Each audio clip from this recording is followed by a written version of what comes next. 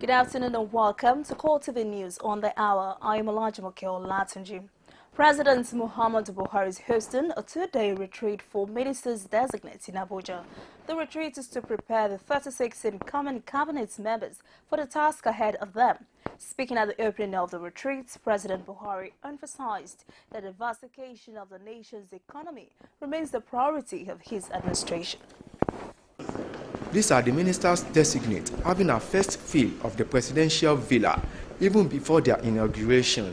They have converged on the State House Banquet Hall for a two-day retreat to prepare them for the task of governance after successfully scaling the screening hurdle of the Senate. Addressing the 36 incoming cabinet members, the president harped on the vision of his government at diversifying the nation's economy from oil. This, he says, the government hopes to do by investing in agriculture, mining, and other sectors, which, according to him, is in line with his electioneering promises to Nigerians. My election as president of this country was hinged on my promise to tackle corruption, insecurity, and revive the economy. President Buhari also expects the ministers designate to roll up their sleeves and hit the ground running immediately portfolio are assigned to them. The expectations of Nigerians are high. Our determination to succeed and change the fortune of our country must be equal to the challenge. The theme of the presidential retreat is delivering change from precept to practice. Judging by the theme of this presidential retreat, the ministers designate must roll up their sleeves by assisting President Muhammadu Buhari in actualizing his change promises to Nigerians. From the presidential villa in Abuja, Abiola Oluwole, CoreTV News. The Transition Monitoring Group has faulted the recent judicial ruling which permitted the former National Security Advisor Sambo Dasuki to travel abroad for medical treatment. Dasuki, who stand on trial over allegations of money laundering and illegal possession of arms, was earlier granted bail on the grounds of self-recognition and later permitted to seek treatment abroad. Condemning the ruling, CMG Chairman Ibrahim Zikrullah said Nigeria's judicial system smacks of prejudice with an entrenched culture which heavily favors the rich and powerful at the expense of the poor and downtrodden. Zikrullah urged the relevant authorities to appeal the judgment as he believes that Dasuki is only trying to evade justice. Now, lawyers representing Senate President Bukola Saraki at the Code of Conduct Tribunal walked out in protest after the tribunal refused to adjourn his trial, pending the determination of appeal at the Supreme Court. Tribunal Chairman Danladi Umar held that the submission by the defense counsel for the tribunal to suspend trial until the Apex Court had concluded on the matter had been overtaken by new Administration of Criminal Justice Act. This prompted Saraki's team of lawyers to stage a walkout describing the ruling as a judicial rascality. Basila Kaifo has made this report presented from our studios. Saraki arrived at the tribunal at 9:45 a.m. accompanied by a group of senators and supporters. When the case was called, he mounted the accused box. But defense counsel Mahmoud Magaji asked the tribunal to adjourn the case pending the determination of an appeal at the Supreme Court. He argued that when a matter is before the highest court in the land, a lower court has to cease to hear it. Another defense counsel, Ahmed Raji, maintained that the tribunal should not wait for a Supreme Court order to stay proceeding on the trial. But the prosecution counsel, Rotimi Jacobs, urged the tribunal to dismiss Saraki's application on the ground that a stay of proceeding is not in conformity with the Section 306 of the new Administration of Criminal Justice Act. After an hour break, Tribunal Chairman Danladi Umar upheld the prosecution's submission that the trial should continue. This did not go down well with defense counsel, who staged a walkout from the tribunal. By the authority of Achebe versus Mbanifo, AG Ondo State versus Fafunwa, the Court of Appeal said it needs not to have a date. The mere fact of the fact that you are aware of the pendency of an application in higher court in a matter that is before you, robs you of that jurisdiction to entertain that suit. You have to wait for the outcome of that, not to render nugatory what is pending for the Supreme Court. It's the highest court of the land. I cannot be party to judicial rascality. This is my constituency, which is the legal profession. I must protect the sanctity of courts. Saraki, who was left alone in the dock after the lawyers walked out in protest, pleaded to be given time to seek legal advice. The tribunal chairman subsequently adjourned till November 19th to enable the Senate President get another legal representative and for continuation of the trial.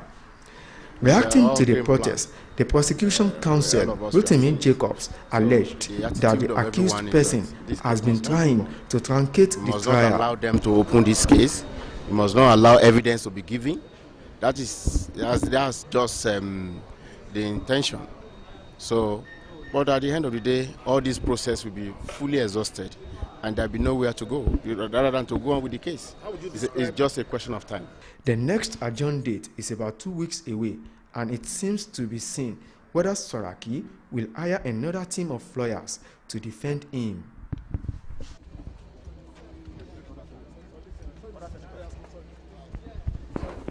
Meanwhile, the Senate has denied shutting down its activities because of the trial of Senate President Bukola Saraki at the Code of Conduct Tribunal.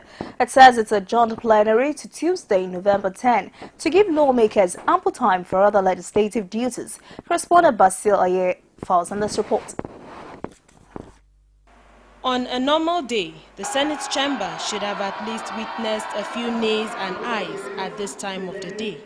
But this is not the case, at least on this Thursday, which is supposed to be the last day for plenary sittings. This is the third time in 2 months that the seats from that of the President of the Senate to those of the principal officers and the other senators will be empty on a sitting day. There are speculations that the break may be because the Senate President has to keep a date with the Code of Conduct Tribunal. Many cite a text message said to have been circulated among senators on the need to show solidarity with Senator Saraki. But the official reason is that the break was to enable the various committees holding meetings conclude their work and submit their reports when plenary resumes. The Senate is hereby adjourned till Tuesday, 10 November 2015 at 10 a.m. There were, however, little or no indication that committee sessions were holding in hearing rooms at the Senate wing of the National Assembly complex. On the contrary, many senators were seen at the tribunal where the trial of the Senate President resumed.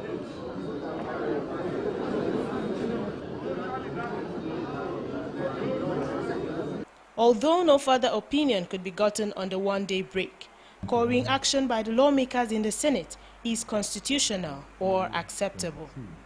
It is, however, noteworthy that there is a constitutional provision that stipulates that each chamber of the National Assembly must sit for a minimum of 181 days in a year.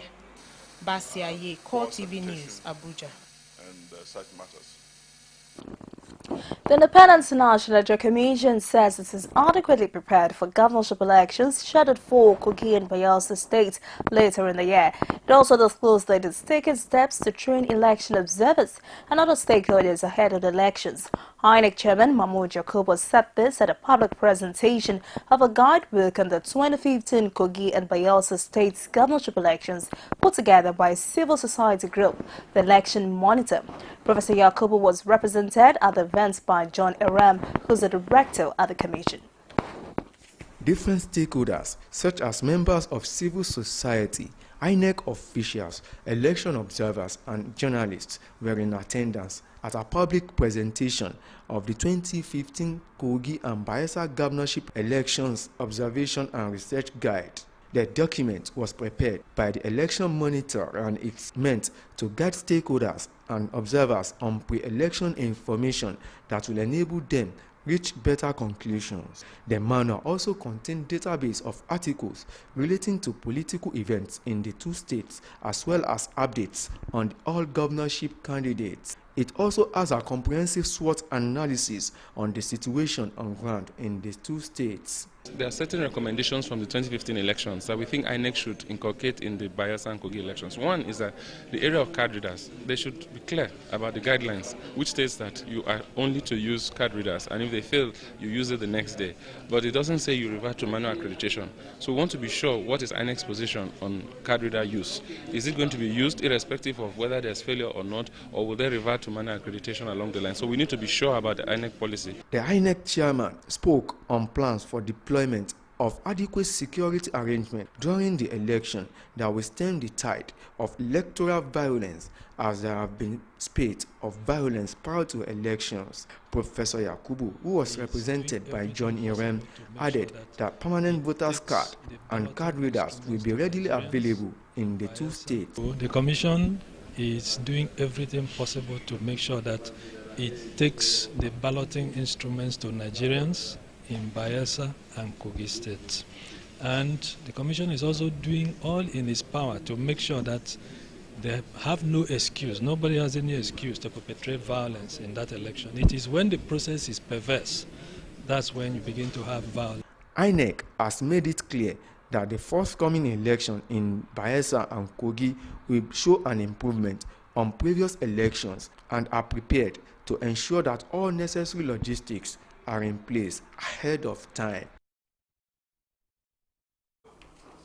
Now, Lagos State Governor Akilmi Ambode has brought the riot act to commercial motorcycle operators, popularly called Okada riders, commercial buses and street hawkers, say that the state's government will no longer tolerate their nefarious activities on the streets and highways, which has caused untold hardship for the people of the state in recent times. Governor Ambode said that it had become evident that traffic crimes and robbery are mostly as a result of the menace of Okada riders and street hawkers, while recalcitrant commercial buses have become lawless and reckless on the road. He said the council made far-reaching decisions at the meeting in line with the commitments of his administration to ensure security of lives and property, as well as the enforcing of the rule of law. The governor said that the government will not allow a few notorious elements to cause a breakdown in law and order and upset the peace that the state has enjoyed over the years. To this end, he said he has directed the full enforcement of the Lagos road traffic laws, especially as it concerns the restriction of Okada and tricycle operators. We'll take a break now. I'll be back on more stories. Please join us again.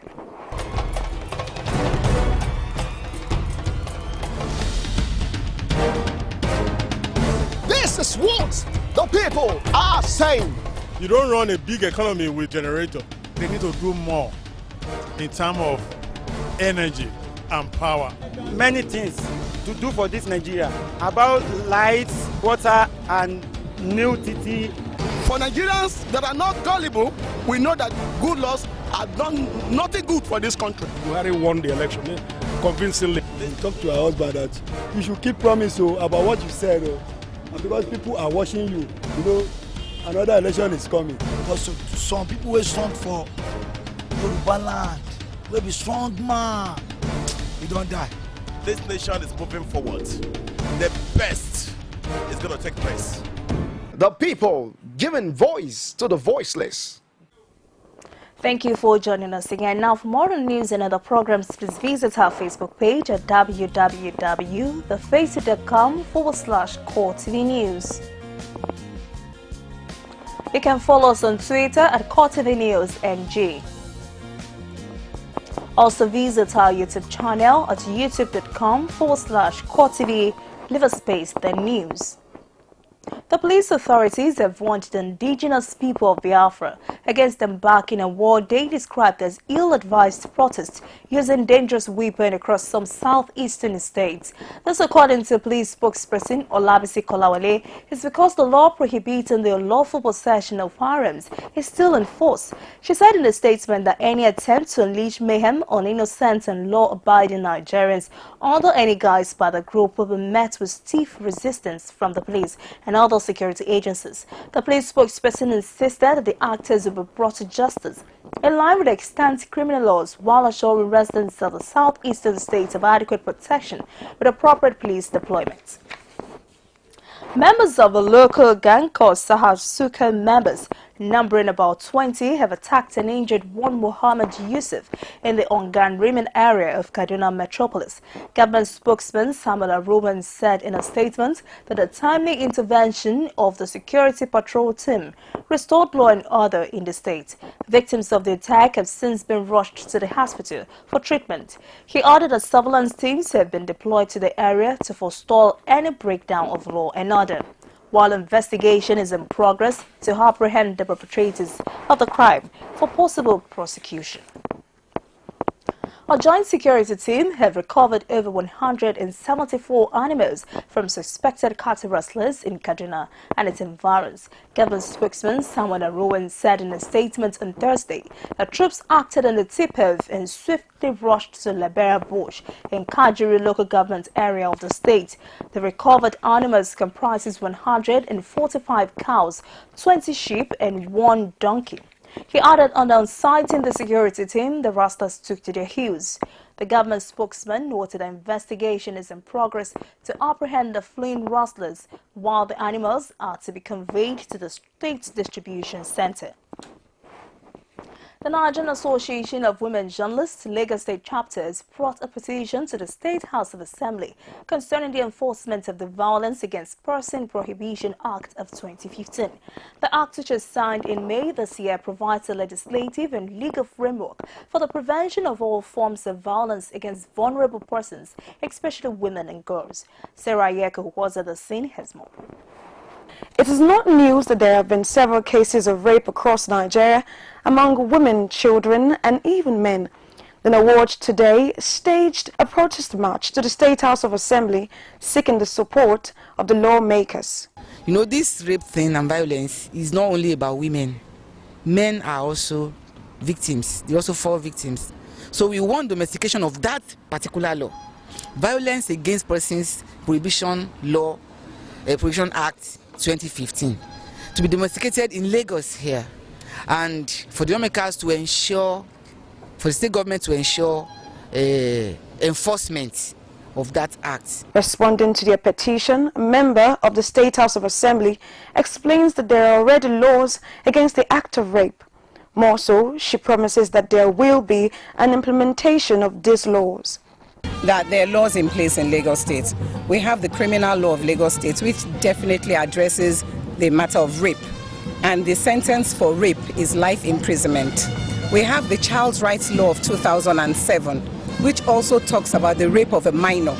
And the sentence also is life imprisonment if found guilty. So I want to assure you that we'll continue to do what we have to do as a state government. And we appreciate the fact that as we do these things, other states too will emulate and make Nigeria a safer place. For the women journalists, there should be a workable structure in the executive arm of government to ensure that the laws set by the legislature are enforced. So we need to have structures and we need to have specialties. Our police need to have a specialty that deals with sexual violated. Once the police officer said, we are trained to interrogate, not to interview victims. So there's quite a lot to be done. But I think Lagos State has enough good laws. We just reviewed their criminal law, and it's basically more of achievement in terms of prosecution that we need to see.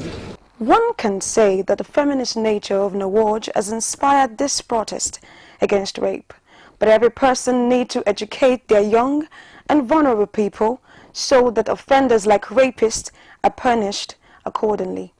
Sarah Ayeko reporting for CoreTV News. Meanwhile, the Ekiti State government is about to make good its promise in the demolition of the main market in Ado-Ekiti, popularly known as Oja Oba. The demolition slated to start over the weekend is coming on the heels of the fire which gutted the market some months ago. Whilst the government is poised to demolish, traders in the market still scamper for refuge, even as some are taking seen moving away from valuable items. This demolition plan has, however, brought mixed reactions from traders in Ado-Ekiti.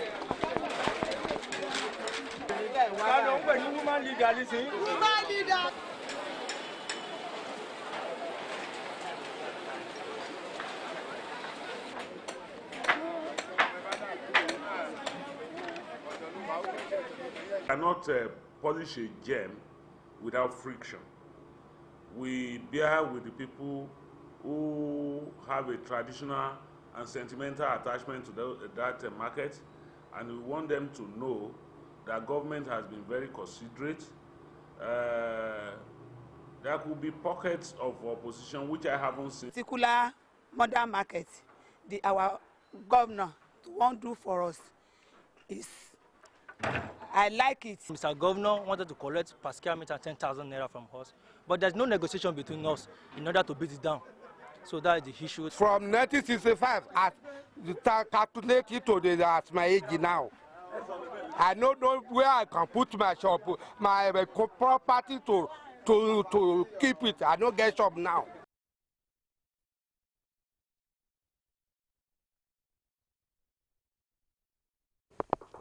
And for stories outside Nigeria, the British government suspended all flights to and from the Egyptian resort of Sharm el-Sheikh 2 days ago. It received intelligence based on intercepted communications between militants in the Sinai Peninsula. However, both Egypt and Russia have said it is too early to draw conclusions. The Metrojet Airbus A321 was flying from Sharm el-Sheikh to St. Petersburg when it came down in Sinai on Saturday, killing all 224 people on board. Most of the victims were Russian. Thousands of holidaymakers, 19,000 from the UK, remain stranded in Sharm el-Sheikh. Many Britons were due to return on Friday, but one of the main airlines operating from the resort, EasyJet, says that plans have been sharply curtailed by the Egyptian authorities, with only 2 of its 10 flights leaving. And finally, Germany is to speed up the repatriation of failed asylum seekers after the government coalition resolved the rift on the issue. Chancellor Angela Merkel said 5 special centers would handle the applications of asylum seekers deemed to have little chance of staying. The Christian Democrats and their junior partners, the Social Democrats, have argued for weeks over the plan. Germany says it expects to receive at least 800,000 asylum seekers this year. Earlier, the European Commission said the 3 million migrants were likely to arrive in Europe by the end of 2017. The huge influx of asylum seekers has caused political turmoil across the EU, with member states disagreeing about how to deal with the crisis. But that is a wrap on CoreTV News on the hour, and thanks for watching. I'm Olajimoke Olatuji. See you.